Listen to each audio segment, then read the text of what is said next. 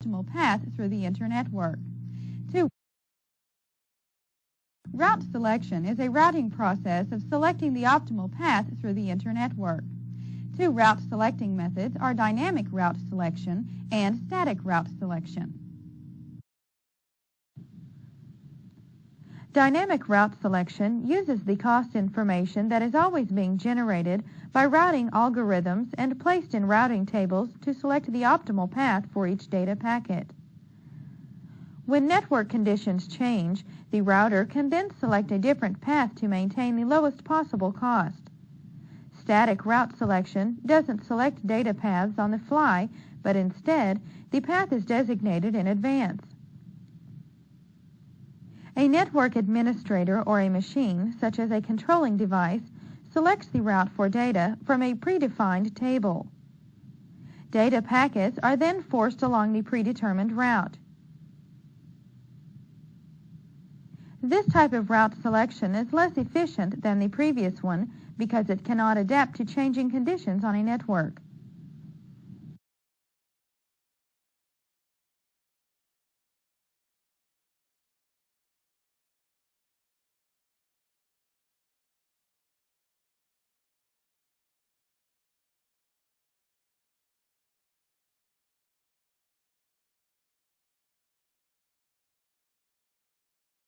Connection services is another important network layer function. Some of the commonly used connection services include network layer flow control, network layer error control, and packet sequence control.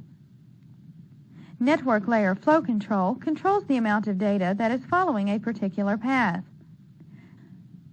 This type of control is based upon the capabilities of the network, such as the wires, cables, and routers that make up the network infrastructure.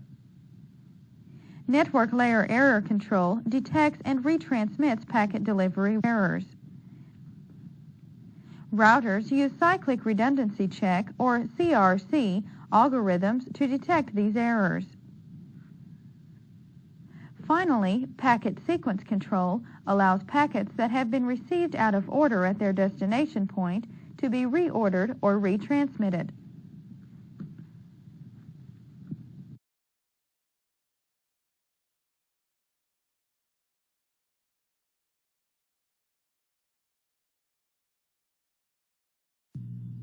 The last topic we'll discuss involving the network layer is gateway services.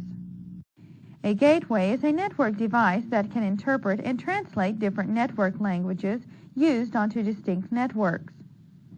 When there are networks that must be connected and are using different protocols, the gateway can be implemented.